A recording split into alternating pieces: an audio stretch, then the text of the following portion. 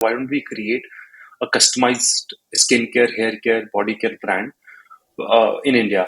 And what better way to do it than using Ayurveda? Because Ayurveda inherently believes that everyone is born with their own Prakriti.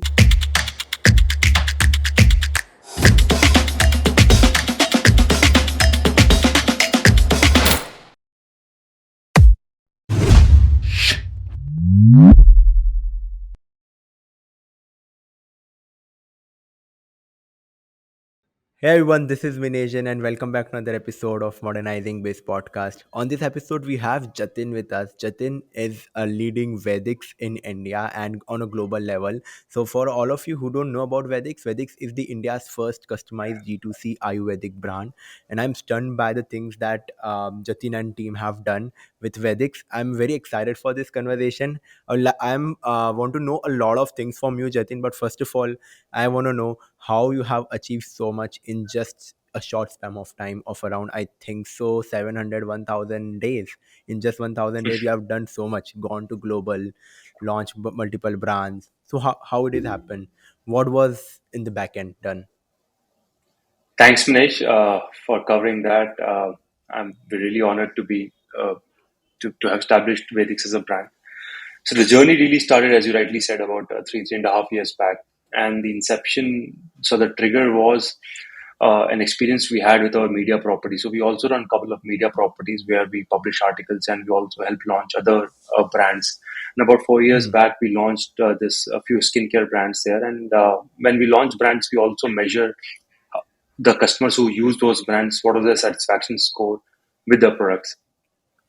And when we surveyed customers of those brands, we realized that barely 30% were happy with the product, and about 60% were indifferent, and 10% were not happy. Now, for a product where almost 70% will not buy again because they're either indifferent or unhappy, it's not a great sort of business to be in, because only you have to keep acquiring more and more new customers, right? Hmm. And so we try to figure out why they're not happy.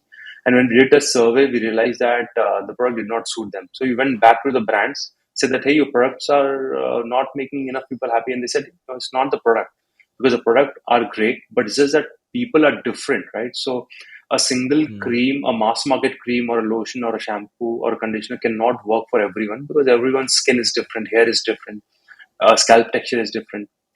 So that sort of led to the genesis of this idea. Why don't we create a customized skincare, hair care, body care brand in India? And what better way to do it than using Ayurveda? Because Ayurveda inherently believes that everyone is born with their own Prakriti, as defined by their balance of Vata, Pitta, Kapha. Hmm. And as they grow and their lifestyle habits affect their Prakriti and sort of move into a state of Vikruti, and what Ayurveda basically does is help them bring that Vikriti back to their original state. So we brainstorm over this idea. We work with Ayurvedic doctors who pour through texts, and sort of we created this 2025 long questionnaire, which we call VPQ. And we launched it as a beta mode, and we saw how the customers react. So the way it works is that you come on the website, answer a bunch of questions, which helps us understand your current concerns and your current state of Vikruti. And then sort of after looking at that, we assign scores, and based on that, we map your personality or your profile to a already established set of product combinations, which will, in case of hair care, it could be a combination of oil, Hmm. shampoo, and serums. In case of skincare, it will be a combination of cleanser, moisturizers, and inactive. In case of body care, it will be a combination of body oil, body wash, and body lotion, and body scrub. And yeah, so that's how it works. We work with potentially hundreds of combinations. So while the number of SKUs are limited to about 40 or 50, in total number of combinations with those SKUs are in hundreds. So that's Hmm. how sort of we started. Um, yeah, so that was the genesis. And we saw great initial traction. And over the years, we have been able to build that into a substantial business. Amazing. So I want to know one thing, like that you touched the point that what happened is the customer retention in e-commerce, right? So e-commerce is going at a good pace, but what one thing is lacking in a lot of industry, not in a skincare, Ayurvedic body care market, but if you look at apparels, accessories, you name it, any industry in an e-commerce brand, a D2C brand, you realize that a lot of brands are struggling with their retention rate. Let's say 100 buys, 20 to 25 come back, and 25% is a very high retention rate, what industry talks about, as per my knowledge, right? So how a different industries can leverage customization, like what is the scope of customization that you have seen? Because of customization, Vedics have grown. So as per your knowledge, so what are the, like what is the scope of customization in e-commerce as a whole industry? Right. I think, see, that's a very valid point, Manish. And I think the right way to think about it is that customization is the only way to retain customers. Because no, think about your own experience. If you like the T-shirt or a face wash, Hmm. right, and it's most likely you'll go back and buy the same T-shirt because you just love the way it fit you. In our case, since we create products that are unique to each individual, it works for them. And once it works for them, there's very little incentive for the customer to move out of that product and try something else, because no one wants to sort of rock the boat when it comes to this personal care, skincare, hair care routines. And and it's very true in our, it sort of is visible in our retention numbers, right? On an average, a customer buys from us 3 times in a year. Our retention rate, just the first month retention rates are more than 50%, and sort of that the tail off over a period of time. But overall, as I said, an average customer buys from us 3 times, which is as high as a platform retention rate. So a platform such as Hmm. Nike or Amazon will have that kind of retention rate, right? And the only reason we are able to achieve that is because of customization. So I believe that is the only way to really build long-lasting customer relationships. Now customization, you have done it, right? So a lot of, like, you're the first mover advantage, and you are the first among brand who started doing customization in D2C space. But customization is, from the outside feel, it's not feel so easy to do it, right? It's very tough to operate, to do the logistics, to look at the back end, to do the productions, right? So what are the challenges Vedics have faced at the initial time when you started off customization, and how you cope up with that? Oh, absolutely. It is not easy at all, because there are two elements to it. One is when you start a customization or customized skincare or hair care brand. As it is, when you start a new brand in D2C space, it is very difficult to get production at the low volumes that you need, right? For example, if I Hmm. start a shampoo brand and hair care brand and then go and tell a manufacturer, hey, give me 10,000 or 5,000 shampoos to start with, very few manufacturers will even entertain that kind of a request. For a customized brand, it means that I have to go even lower. So I want maybe 20, 30 SKUs even to start with. And Hmm. I only want maybe 200, 300, 500 units of each, right? So that was one of the biggest challenge that we had to face to get. Um, the second one was how do you build on the product? So while I will launch something which is customized for you, but I might have missed certain aspects of this customization, which I'll get I need data from the customers to make sure that what I've created is actually working for them. So it's a heavy Hmm. amount of tech dependency. So in a way, we are a tech first company and ops first company, right? Because we solve the first problem by entering into long-term agreement suppliers and assuring them the supplies will pick up once the volumes grow and all those things. Like, we did a lot of stuff there. And the second thing is that we build a strong tech team where every order that gets out, we have a regimen or a sort of follow up after 7 8 days to get a sensory review on the products that you receive. Was the oil working? Was the shampoo working? Was the serum working? Was Hmm. it too sticky? Was it sort of cleaning your hair well enough? And then after every 30 days, we have a regimen review to sort of understand whether the long term effect of the regimen is working the way you had expected to work. And you won't believe, right? I mean, we have industry leading customer satisfaction rate on regimen and on individual products. Like on regimen, we have satisfaction rates of 72%. On some of the individual products, we have satisfaction rates of 85%. So and it's not that it happened the first day when we launched, right? Hmm. So as I said, we launched, data came in, we started with a satisfaction rates of maybe 40 45%. Then we realized, okay, this is not working for everyone. So let's break the shampoo into three parts. We'll one give to very oily hair. So we had oily hair shampoo, normal hair shampoo, dry hair shampoo, and then we broke it down into very oily, very dry, Hmm. normal, normal to oily, and the whole spectrum of basically whatever state of scalp or hair you could have. Then we broke the oils into multiple Prakriti types. So, so the point I was trying to make is that to create a customized brand long term requires level of commitment, level of sort of a DNA that is aligned to that kind of an operation. It just you just can't just overnight create a customized brand from a non-customized operation. Yeah. Yeah. So now you also touched the point one thing, Jatin, that now you leverage a lot of tech in your day-to-day working, right? So when it comes down to customization, you collect feedback from the customers, you develop the product, you come up with the packages or something that best suit for them, and that's how you grown your percentage from 45 to 75 and 80 and so on and so forth. Yeah. So what is your mechanism? What are the kind of tech that you utilize? I know you're not going to disclose all the secrets, but if you can give a gist about it, it's like as a D2C brand, what are the scope of tech beyond logistics, beyond operation that they can have? Actually, there's a lot of chatter in the industry around plug and play tech available for a D2C brand, which I think is true, obviously. A lot of OMS, a lot of warehousing solutions, a lot of logistics solutions are available. But for us, given the nature of the operation that I just explained to you, we had to build our tech stack from the beginning. And we are one of the only probably personal care brands who have a CTO in house and have a strong tech Hmm. team. So there's an Wow. internal software that we have built that not only acts as our OMS and WMS, but also acts as our CRM and our basically data stack. And all departments feed off it. So when a order is placed, you can track the customer journey through that software, and and all the customer interactions can be tracked through that software. And that software has a direct feed into R&D. So we have an in-house Hmm. R&D team, by the way, which is headed by industry veterans. They look at this data on a daily basis, and they say, okay, from week to week my shampoo satisfaction has, let's say, gone from 72 to 75%, which is great, or let's say it's gone from 80 to 75%, which is not great. So what happened here? Did we change the formulation? Was the batch an issue? Is there some tweaking that we can do?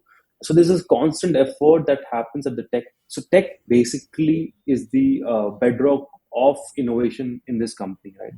It drives, it provides insights that drives decision making across Hmm. all levels, from CEO to the on the ground staff operations. So that's how important tech is for our business. Now, since you leverage the point of tech, marketing, customization eats up a lot of funds, right? So if we talk about a startup, a brand, a homegrown brand, is very tough for them to manage that level of funds, right? So I know that you've gone for a couple of rounds. If you can highlight that point, how was your experience when this happened? What are the benchmarks that you have to hit before jumping into the funding? So if you can give a gist about that. Interestingly, people feel that way, but Vedix has been profitable from the Hmm. very beginning. And one of the reasons for that is because we, as I said, high customer retention rate, right? So while acquisition costs remain high across the industry, the fact that we are able to retain most of our customers helps us maintain a very reasonable P&L. So we have not done a lot of fundraising because we honestly never required. So if you see, we don't really engage with celebrity influencers and stuff like that because we really believe that the product should do the talking. And if you actually Perfect. experience the whole Vedic's experience, you will realize that how unique and well, unique it is to you and to each and every one of our customers, right? Hmm. So that has really helped us. We did raise money from RPG Ventures earlier, just before pandemic hit. But it was a very small round, and it was primarily done to benefit from any unique opportunities that might come our way, and to spend a little bit on branding. Yeah, so that's where we are, and we have sort of tried to maintain a profitable operations from the very beginning. Yeah, So as per you, like working on the basics, like having a profit margin set, I would say that this unit economics that do the justice yeah, for the brand in a long run, right? yeah, Now, from Indian market, from domestic market, you're taking brand to a global level, right? You started yeah. launching multiple cities, America, Dubai. So what are the process for that, like, and what are the scope that you have seen compared to domestic market? Like, what was the thought going behind that? So I think. See, it's not easy, obviously, because you got to really understand the nuances for of each market as Hmm. far as regulatory is concerned. So each market has its own set of regulations around personal care and cosmetic product, which you have to sort of be aligned with from a product perspective. So it was a learning curve for us, but over the last 6 months, we've been able to do that. I think the scope is immense. In the last 6 months, already we are doing about 20% of our top line from international markets. As you rightly said, we're in US, Canada, Australia, UK, Middle East, Southeast Asia. Europe, UK. So Hmm. we have activated all these market, and as a D2C brand, it is relatively easy for us because you don't have to establish offline distribution or go and find people who will carry your products and sell them and so on and so forth. But having said that, it's not easy. It has been a learning curve, but it's extremely rewarding because that piece of the business is scaling really well. Yeah.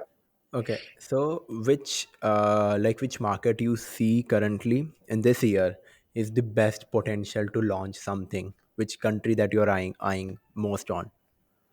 Is it I think of Dubai? all the countries, I mean, of all the countries that we have launched, US, UK, Australia, UAE continue to be the strong performers. And plus, obviously, Southeast Asia, Singapore, Malaysia piece is also Hmm. doing well. So I would not say any one country will be an outperformer, but I think just because of sheer size, US is definitely a larger piece of it. Just because Yeah, there's so many consumers in the US, but that's it, right? I mean, each one has their own strength, and I think we have been able to find acceptance in at least among the Indian diaspora in each one of them. So that's good. perfect. Yeah. Amazing. Now, if you can highlight, if you want to highlight couple of two challenges, I would say two challenges going global and how you have cope up with that. So I think the biggest challenge for us in this environment, especially, was the logistics and the two challenges, right? So logistics piece and the regulatory piece, because as I said, Hmm. each country is unique in terms of what they allow, what they don't allow from a formulation perspective. Some countries require you to just let them know, just make sure the labels are sort of in compliance. Some countries require you to register the product with their local authority Yeah, before you can even start selling them in those countries, right? So that was a learning curve. It's intense, especially for a customized brand that maintains so many SKUs that go in combination. It was a tough tough thing to crack, but I'm very glad that we were able to do that. Second is logistics, because as you might have sort of followed over the last couple of years, ever since hmm. pandemic hit, the cost of freight has gone up significantly, especially from east to west, because of low capacity on ports and Hmm. increase in oil prices and stuff like that. Right? So that was a bit of a challenge because it affects the PNL directly. However, so while we built it on the higher base, now we are seeing some prices going down, its capacity being opened up because of slowing global economy. So that is, in a way, very ironically, helping us. While the global economy is on a sort of a slowdown mode, it is helping Hmm. us because the freight rates are going down, fuel prices are going down. So yeah, let's see where this leads us to. Amazing. Yeah, I'm super excited for that as well. But yeah. now you touch the point, the fret. So you're getting advantage over the reduced cost in the market. So how you're leveraging, how you penetrating the market. If you want to cover the global marketing strategy of FedEx, so how you target, you don't onboard a big celebrities. A lot of brands that have been proliferated in a short span of time use a lot of big celebrities. They got a good push. They infuse a lot of money. Got couple of rounds. It's a pretty sorted journey that we seems, right, it seems. But for brand like you, with a very less amount of money spent on the celebrities and the big faces, what was your strategy going to global and getting into the minds of audience? See, over the last 3.5 years, we have built the brand in India, and we have a lot of content around it, and we rely primarily on performance marketing. So when we Hmm. take the same sort of a setup to a country like US, and we target Indian diaspora, the content that we've already created sort of resonates with that audience, and that helps us at least get the initial traction and push it a little bit further. So that has been the playbook sort of so far, and I think that is. And once, as I said, it all comes down to the product itself. Hmm. Once we are able to get into the hands of the customer and they'll like it, they just continue to buy it, which is great for us because which means that we have to spend that much less. And yeah, so that has been the playbook, and we really never have felt the need. Sort of, we have missed a big celebrity for the brand. I'm not saying that the brand would not benefit from it. I'm just saying that so far we have been able to manage without that. Yeah. Amazing. Towards going to the end of the conversation, Jatin, like in a short span of time, you touch a lot of great points. The one thing that I'm really fascinated about this is that you have done your positioning, right? So you talked about that product to do all the justice, right? So now a new brand, if want to enter, in any space in a D2C industry. So again, it's kind of a very crowded. How they can have their unique selling proposition, like if they want to take some formula from your journey, so what would be what formula you would give to a new beginner or a startup who planning to launch something in this space? So I think irrespective of the category you're launching in, it's very important to have, well, I mean, it's cliche to say it, but really you have to have a unique differentiator, which offers a Hmm. 5 to 10x improvement over whatever else the customer might anyways buy, right? Just launching another brand in the same category with the same USP will probably not help. And what will end up is you'll end up spending a lot of money in pushing the product, which will generate a lot of sales. But the moment the money sort of the spend stop, sales will stop. And we've seen this play out again and again in the market. It is very, very important to have a unique perspective on that offering so that it can offer at least a 10x incremental benefit to the customer. Only then, there's something there. Otherwise, keep looking, I would say. Yeah. And don't launch a new product or else, right? Yeah. Yeah. Yeah. So Absolutely. So now one last question, Jatinder. This is my favorite, and I ask a lot of entrepreneurs and founders. So, what Vedics in year 2033 will look like for you? So I think what we want to grow into is this global Ayurvedic beauty and personal care brand that integrates a customer journey online to offline. So when I say offline, I mean that a customer should be able to talk to an Ayurvedic Hmm. doctor, get their doubts cleared, get recommendations, sort of buy products that are suited to them across personal care, if possible across nutraceutical.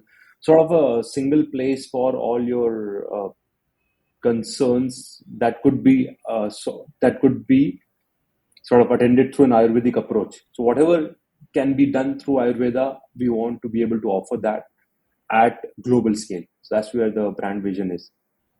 Yeah. Amazing. Thanks a lot, Jatin, on being on the show. It was really nice conversating with you. And trust me, the work that you guys are doing are literally going to kill it. And super excited for your next 10 years journey. Thanks a lot. My pleasure, Minesh.